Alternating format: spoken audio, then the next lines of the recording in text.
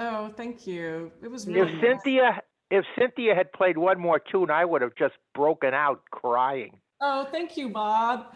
And I want to say something about one of the stories Yes. because I was there. You know how it is when they ask you, well, where were you when this and so happened and this, that, had that? Maybe 15 people were there, but 25 million say they were there. I was there that night in 2000. It was a great Victorian show, so many memories. And I remember we were told, don't get out of your costume because we only had a couple of hours. The afternoon show, I believe, was at 2. We Right. finished about 4:15, 4:20, and I'm a stickler for time. And we had to be down there in costume. We were told, don't get out of costume. We're off and running. And when I say running, we had the God's own luck. Cynthia may not remember this. As we're coming down the stairs at 96th Street into the station, what's coming in but a number 2 express? That's right. 2 stops, 72nd, 42nd. Out we went. That's Out right. we went to Town Hall, and we met some great people. They gave us hot soup. We were in the green room, et cetera, and we did our 8 minutes, 10 minutes, and David Jones did a splendid version of Miss Houlihan's Christmas Cake, and the Mars Dancers did their bit. And I think what we did, Cynthia reminded me of this, was Evergreen or something. Yeah. And back we went uptown because we had to be back by 7 o'clock. And don't you know, here we come down the stairs at 72nd Street, and 42nd, and what's coming up? But an number 3 express. That's And right. away we went. 2 stops later, there we were, and we got to Symphony Space 10 minutes just before curtain call. That's right. So everybody doesn't know that's Bob Rodriguez. He was in the Rebels chorus for all the years that there was Rebels. So 32 years. We started in 79, and I'm the only one, to my knowledge, that never missed, even in years when we weren't allowed to use Revels because apparently it's a trade name and the mothership up in Cambridge. No. We did concerts. We even did a year, and Cynthia remembers this, at a church down in the 20s. Holy Apostles. Yep. And we had no green room. We had no place to store anything. And I even got to tell a story to the kids of how the wren became the king of the birds. What a show it was. Yeah, it was really great. I'm so glad that you were there, Bob, and I'm so glad you were a part of that whole Rebels thing. Me Thank too. So as you can see, as we've begun talking among ourselves, we're going to move on to the Q&A and social part of this evening. Okay. A reminder that in 2 weeks, there will be another Country Dance Floor. Meantime, Paul has been collecting questions from chat, and Jeff has been collecting any questions from Facebook. And I'd just like to first of all, thank you all for attending. And I want to open this up to those on the call to ask questions, to chat with your own memories, and so forth. Paul, will you start us off with questions collected? Well, in fact, there was only one, and that question, Cynthia, was, isn't there some additional backstory to the new piano that you'd like to tell us? Oh, no.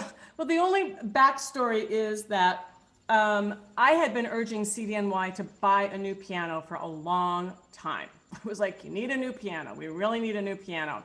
So finally, the board agreed to get a new piano. So I said, well, I'll go pick out the piano for you. Oh, thank you. So great.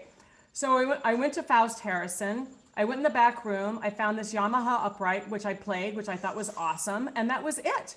I called David Chandler and I was like, David, we have a piano. I picked out a piano for us. And he was like, I thought it would take like weeks and months. I thought you'd have to like be searching all over the place. I was like, no. And actually, Jeff Barry tells, is Jeff, I don't know if Jeff is here, but Jeff told the other half of the thing. Do you want to tell your part, Jeff? Yeah, sure. Okay. So Cynthia's out there looking for pianos. She calls me up. She says, well, I spoke to David. We're going to get this piano. I said, okay, great. I'll call him. And I was working at NYU at the time, and my office was in the library. So those of you who know the NYU library, it's this big open atrium area, and it's got banisters. It has walkways around the edge, many floors. So I'm in the library where my office is, And Cynthia called me, says, well, call him up. And I say, okay, fine, but I'm in the library. You can't just call on your phone in the library. So I step out on into the atrium. I'm standing there very quietly. Oh, yeah, well, I'd like to get this piano. We're nonprofit. And they said, oh, yeah, okay, fine. We'll knock 15% off of the price for you. I said, oh, that sounds great. I'll send you a check. And I forget who the treasurer was. Must have been Lee. Lee Goldberg must have been the treasurer at the time. So I told Lee, okay, go ahead, send off the check. But whenever someone mentions when we bought this piano, I always remember trying not to make too much noise in the library. I just remember thinking everybody thought it would be like this long ordeal to buy this piano. I was like, nope, this is it. That's it, done. And we still have it. So it's a great piano. So yeah. Any I other think we questions? should add that that piano has been cared for by Dorothy for years. And then I think Christina, are you Yeah, there? Christina. The old one, yeah. And Christina, actually, Christina has a conflict. Otherwise, oh wait, she's here. So, I'm here. Christina, tell us about the current piano. Well, the piano, it's that the storeroom is scary down there now. The food bank has taken over. And actually we've actually some of the contra people are actually helping to clean out that room now. I have been going down every week or two to humidify the piano, just to make sure that it's still in working order when we get back to being able to use it.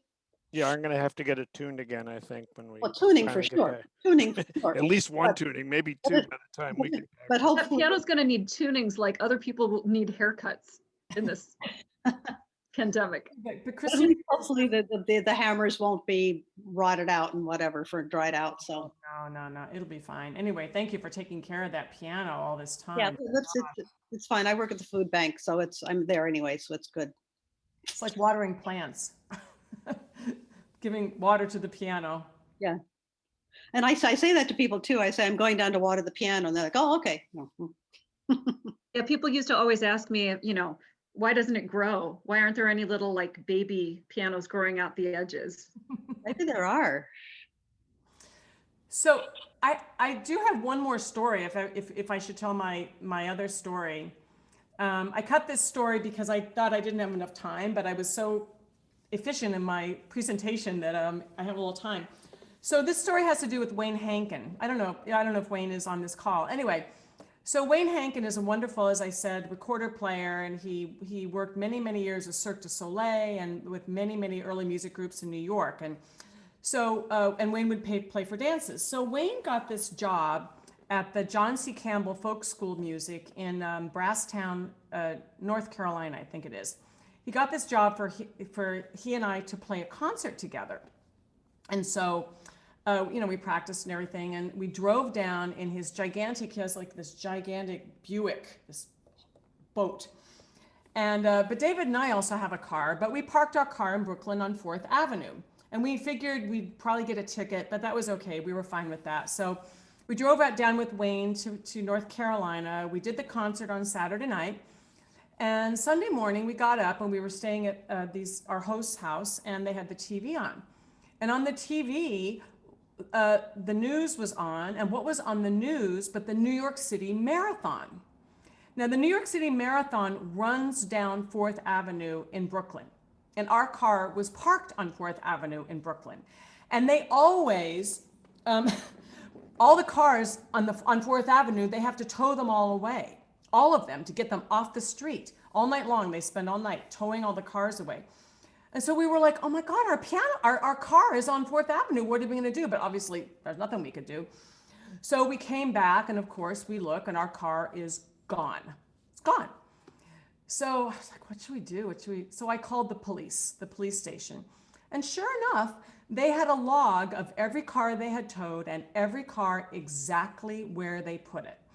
And so they told us, oh, your car is on 3rd Street between 3rd and 4th Avenues. And we walked over there, and sure enough, there was our car. So just that horrible feeling, like when you're away and something happens and you're like, uh-oh, there's nothing I can do. I always think of that concert. Oh my gosh. Anyway, it was really fun. I hope the concert was worth it. Yeah, it was. I don't know, driving 800 miles to play one concert. I don't know. But it was fun. We had a good time. Yeah, no, the three of us had a really nice time together. So, and Brasstown, if you've never been down to that school, it's really amazing. The dancing, and they have a whole, they have a school that makes people come to study folk arts.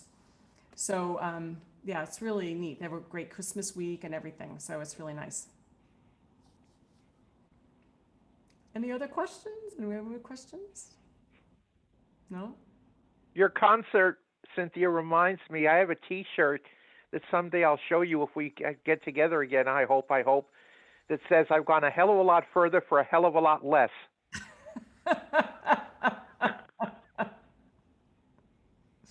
Yeah, people driving 500 miles for a $25 gig. It's like That's very special.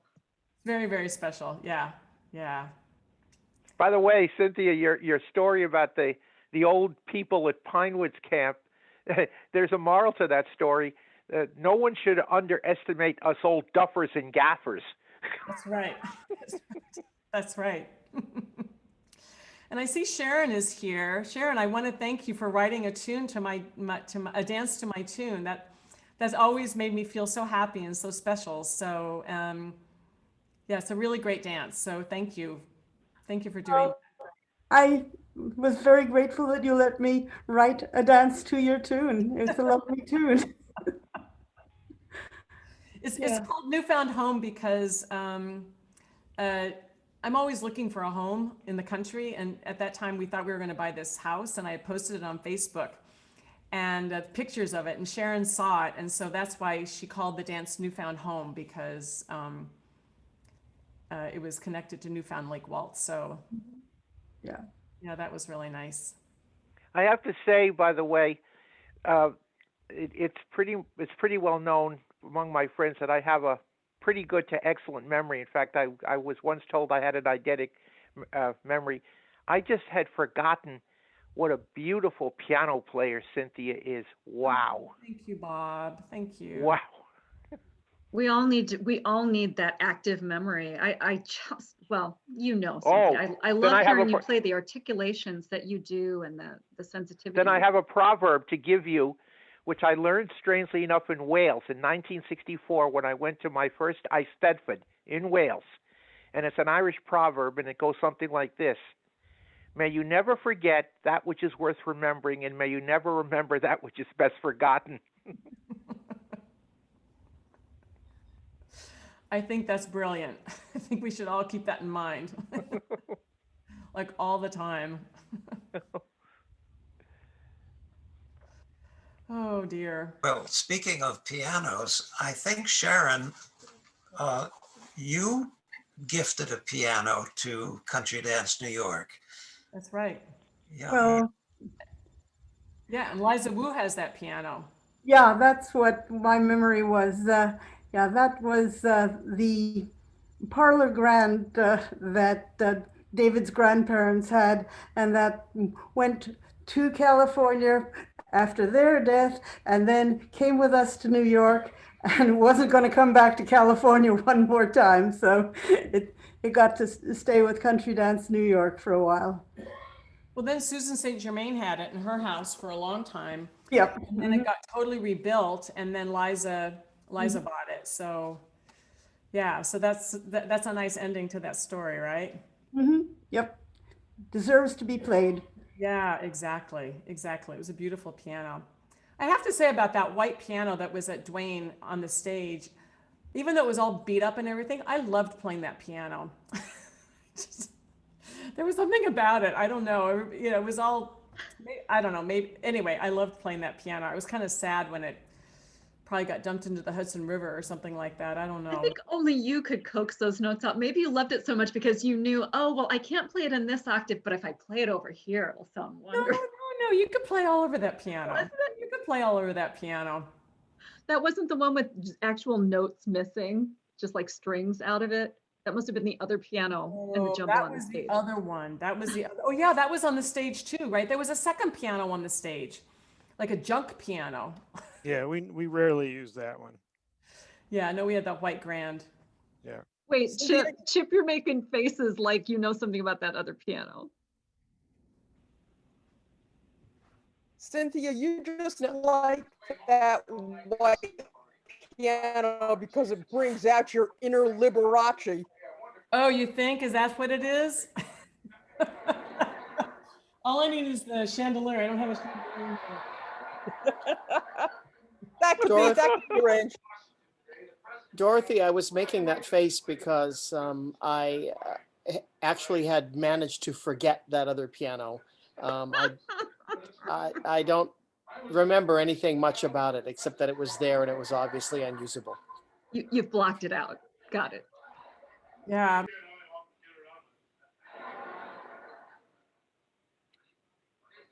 I'm unmuting. Anyway, maybe my ears are clogged or something, but I always liked playing it. So anyway, I don't know.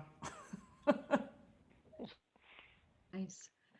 Does anybody else have a piano memory to share?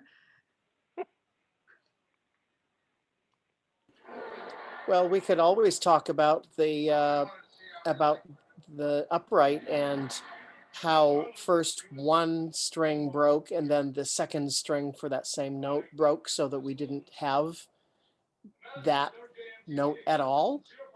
And then the tuner came and replaced those strings. And of course, they were they stretched and they were constantly out of tune. And that was always, we had to, and we couldn't avoid the key that used, it was an A. And every tune that we do that's in G or D or A needed that note, and we had to try and work out ways to switch octaves or do something so as not to, and it was really hard to do.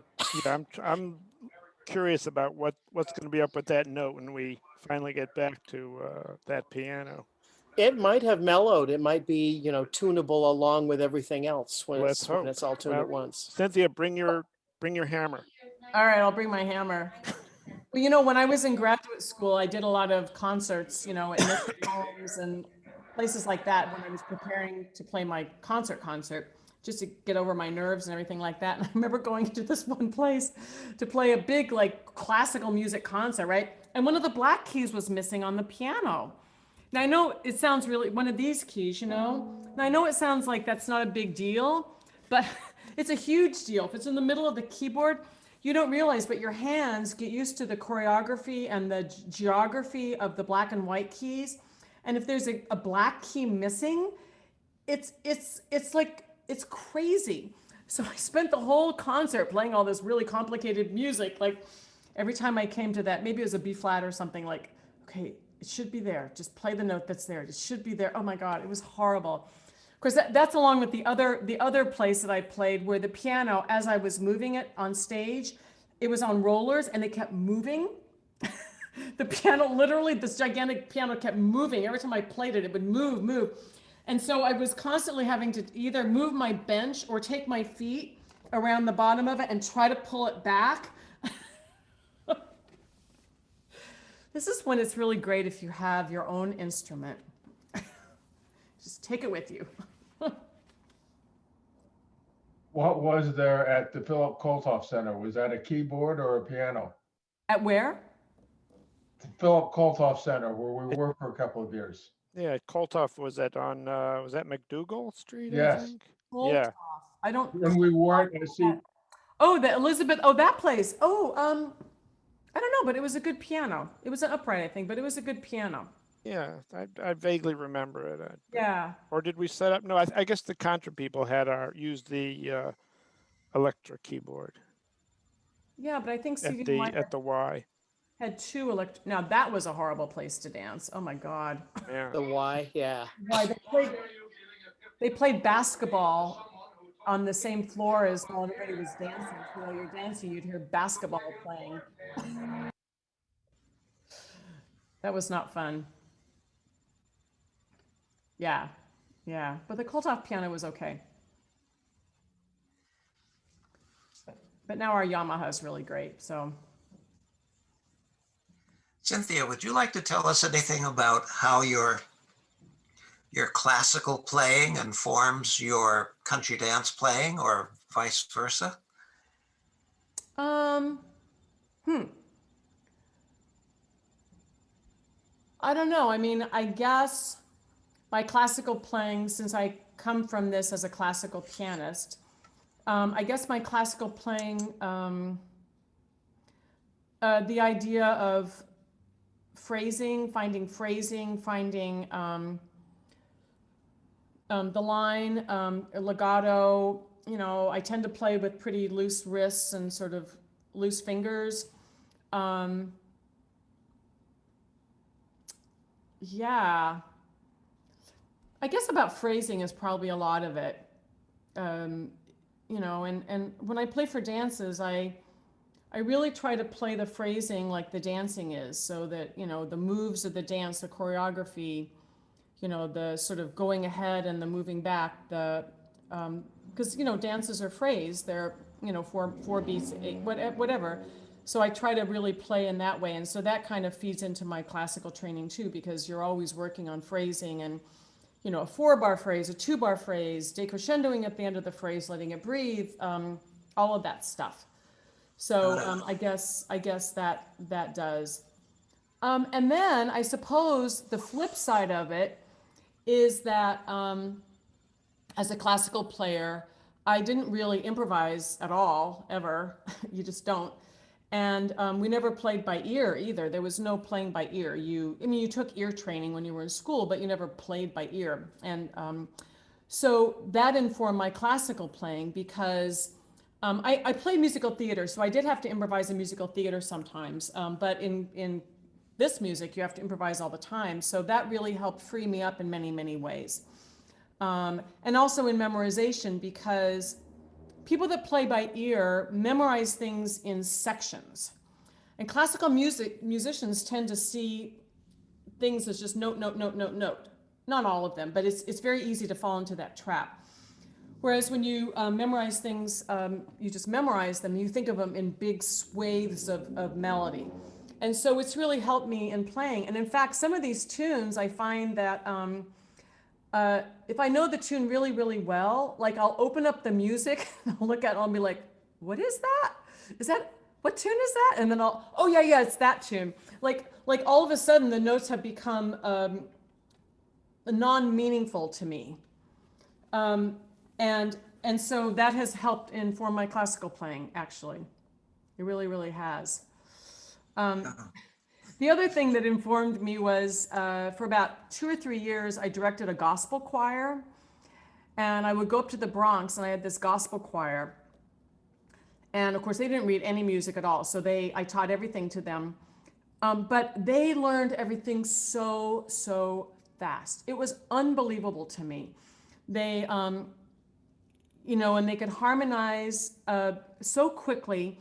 And again, they learned everything in big sections, big sections. So as a classical player, that was really, really helpful to me to sort of get my head out of the music and get my head into a bigger picture. So I was always really thankful to them. Sometimes we'd go to concerts, we'd go to these gospel concerts, and literally this would happen all the time. A singer would start singing a cappella, and the pianist, I would watch the pianist listening to the singer trying to find where the singer was. And then as soon as he found what key the singer was singing in, then wailing away on the piano. It was always the funniest thing to me. I just thought that was just totally amazing. Yeah. So. Thank you. Great. You're welcome. I'm sure Chip can identify with a lot of that too, right? A lot of what I said. Oh yeah. You know, that last little thing makes a good argument for practicing anything in all 12 keys, just to be ready. Yes, exactly. I've done that a lot too. And of course, sometimes the singer doesn't stay in the key once you find it. Well, that's a whole other issue, right? That becomes their problem. But I know for me, for playing musical theater, like if people couldn't play, you know, in this key or that key, you know, that really helped with my sight reading and be able to transpose things, you know, just like that, because you have to, right? Because they have the chord symbols in the music, so you can do that, or you can just do it by ear and stuff like that.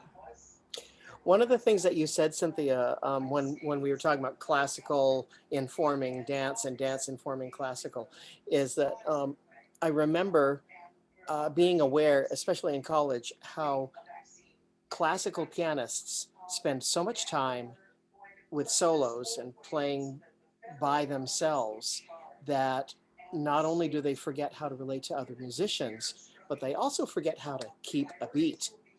So one thing that dance really does is it makes an honest person out of you. If you Yeah. can't keep a beat, then the dancers won't be able to do what they came to do. Of course, Yeah. playing music theater helps with that too. But Right. there's nothing like playing for a dance to say, oh yeah, they're depending on me to lay it down. And that's really that's a great, a great skill to have. Yeah, and I have a tendency to speed up. So it's always, I have to keep always pulling myself back to that beat, pulling myself back. Because the dancers actually need a really strong beat. They really do.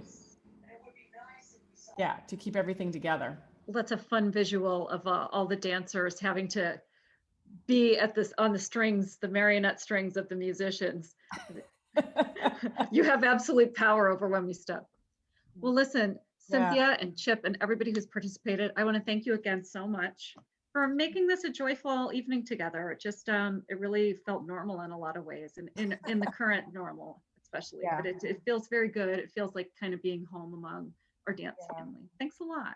Well, thank you so much, Dorothy. Thank you, Paul. Thank you, Jeff. Really, thanks CDNY for, hosting me. And I'm just really thankful to have this opportunity. So thank you. Thanks You made everybody it a for good time. coming too. Wow.